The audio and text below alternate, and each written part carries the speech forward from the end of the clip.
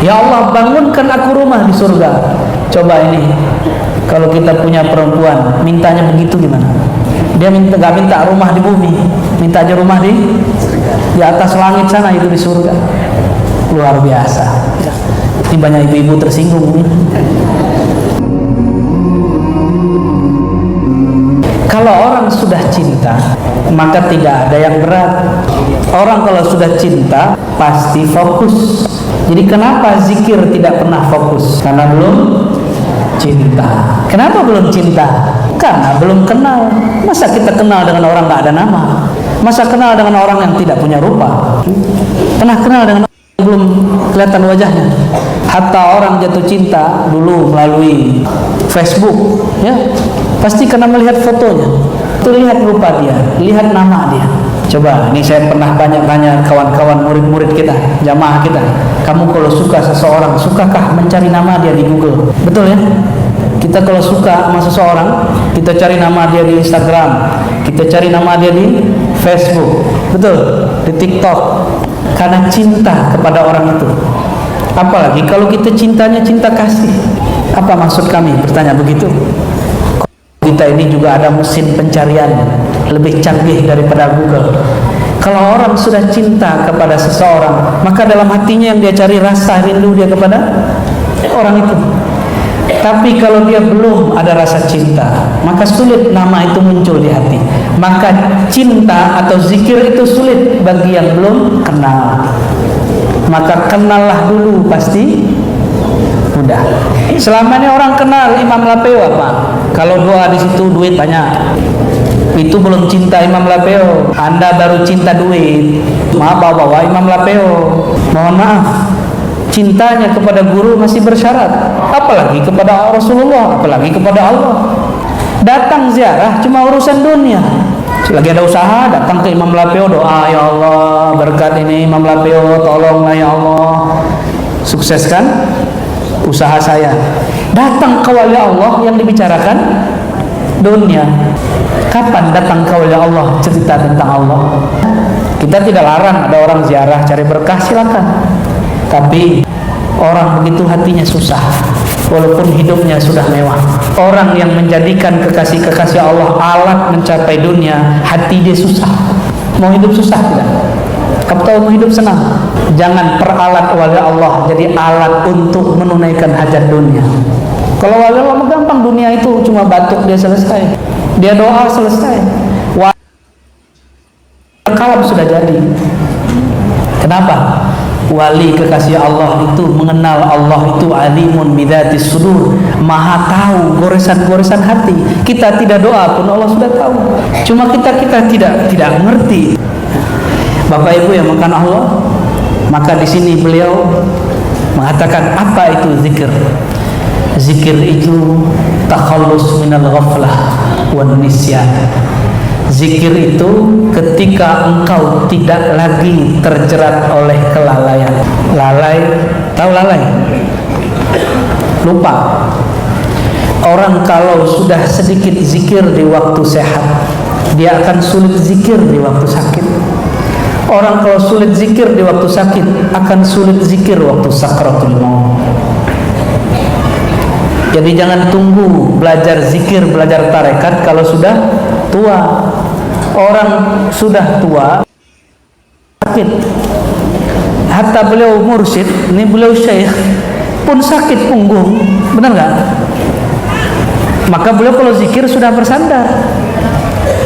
Mumpung masih muda, mumpung belum butuh sandaran, zikir dari sekarang.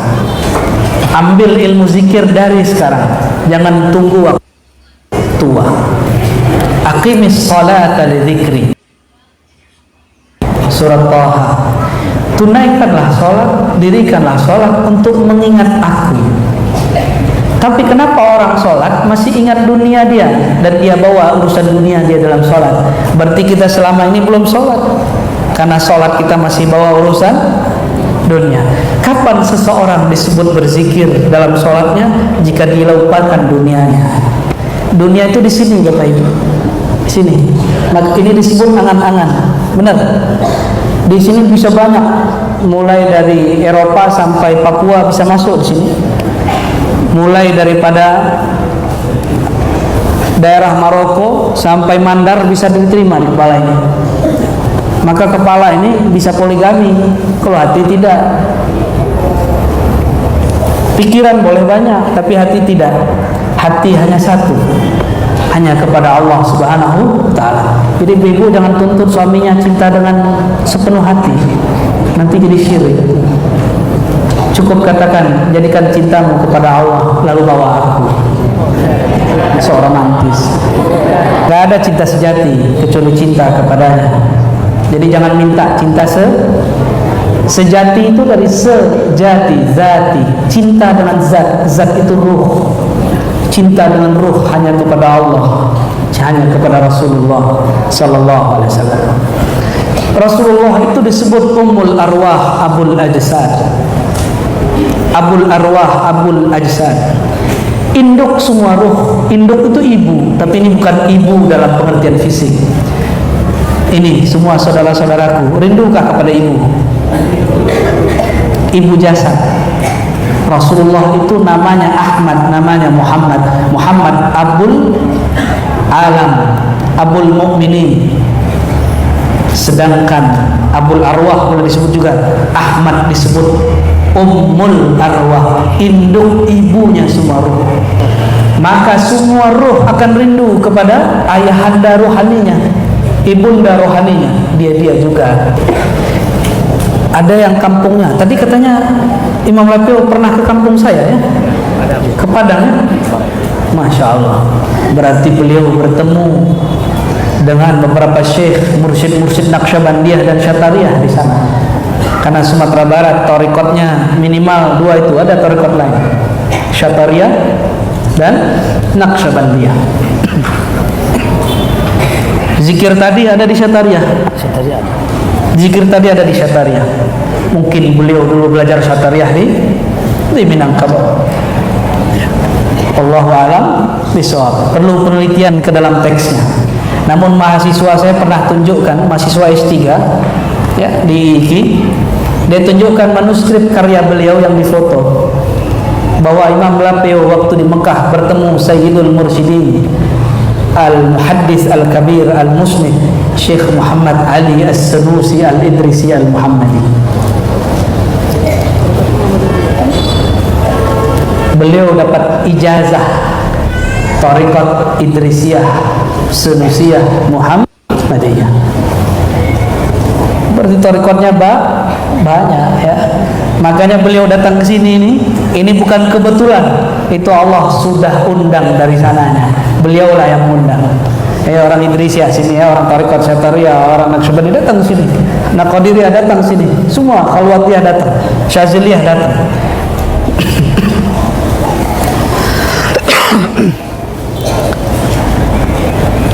Zikir yang tadi, zikir-zikir kita, la ilaha illallah subhanallah alhamdulillah, itu namanya zikir zahir. Zikir yang tadi disebut zikir batin. Tapi ada lagi zikir yang lebih teratur disebut di sini. Zikir zahir terbagi tiga, kata beliau. Az-zikr zahir min sana au du'a au ri'a. Ada tiga zikir zahir. Coba perhatikan. Zikir pertama sana, memuji Allah. Maka afdalud doa alhamdulillah. Zikir doa paling tinggi baca alhamdulillah. Kalau baca alhamdulillah artinya bersyukur. Orang bersyukur dia meminta, tidak perlu berdoa. Dia berdoa tidak perlu meminta, bolak-balik saja. Cukup dia berterima kasih kepada zat Allah Ta'ala, maka Allah tambahkan dia. Jadi kepada Allah itu nggak perlu kemudian kita cerewet. Cukup menjadi hamba yang bersyukur, disebut sana orang ini mencapai doa tertinggi. Nabi pernah minta beli rumah nggak? Kalau di Quran ada perempuan yang minta dibuatkan rumah, itu perempuan siapa? Di mana diminta dibuatkan? Di bumi apa di surga? Siapa nama perempuannya? Asia. Istri dari siapa?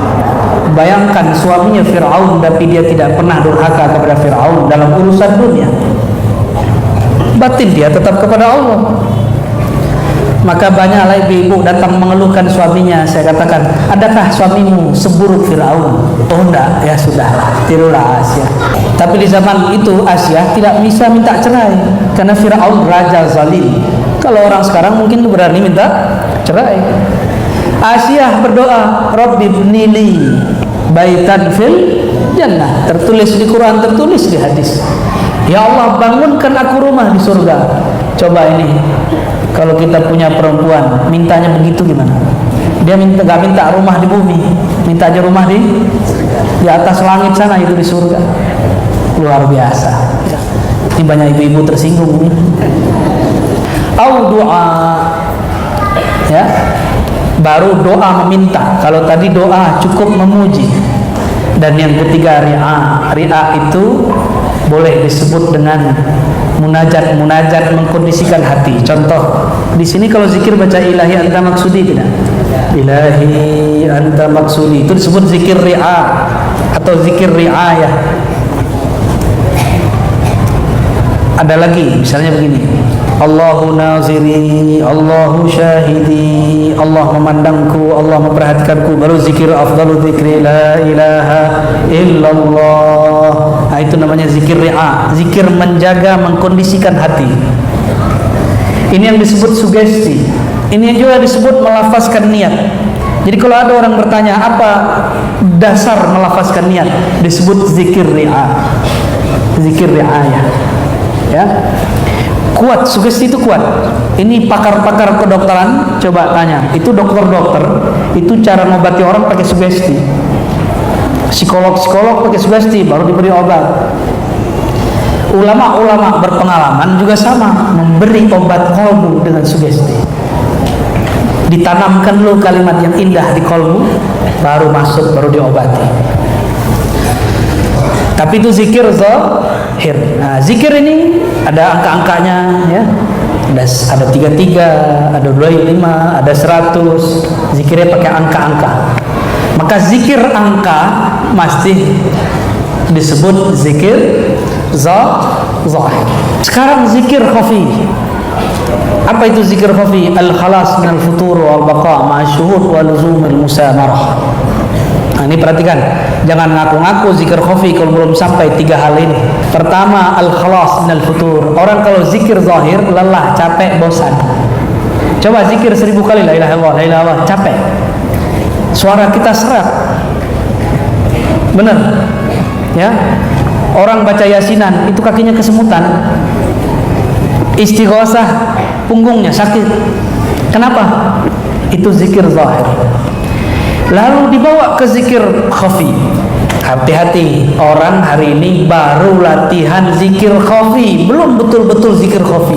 Karena zikir khafi sebenarnya tidak ada angkanya. Hari ini zikir khafi Allah Allah masih ada angkanya, 5.000, 1.000, 33, 11. Itu semua angka. Angka itu bagian zahir. Bagian zahir. Zikir khafi tidak ada angka. Al-khalas minal futur, dia tidak lagi pemalas. Coba dapat zikir di Google, amalkan ini 1000 kali, baru 100 sudah pengen berhenti. Nah, zikir khafi, kenapa orang banyak mengamalkan? Karena dia punya mursyid. Kalau orang sudah punya mursyid, barulah dia sanggup mengamalkan zikir banyak-banyak. Zikir khafi itu ma'al baqa ma'asyuhud. Dia tidak sibuk dengan angka, dia sibuk dengan yang punya nama. Coba tadi baca Allah, Allah. Kalau saya kasih angka 5.000 pasti, waduh banyak sekali. Tapi kalau coba kita ngobrol dengan orang yang kita kasihi, berjam-jam pun kita sanggup dan tahan. Kenapa? Al-baqa ma'asyuhud. Orang ini menyaksikan yang dicintainya. Kenapa lama tahan-tahan duduk lama di kafe, di warung kopi? Di sini ada kafe, ada warung kopi. Pasti anak muda ini sampai yang tua-tua suka nongkrong di situ. Hatta ustadz dan kiai pun suka duduk dan ngobrol, ngopi. Coba lihat majelisnya kiai, pasti ada kopinya. Benar nggak? Kenapa kita lama duduk ngopi? Karena kita kenal dengan orang di samping, siapa yang diajak bicara. Paham? Jadi kenapa tidak tahan zikir? Karena belum ada yang menemani zikirnya.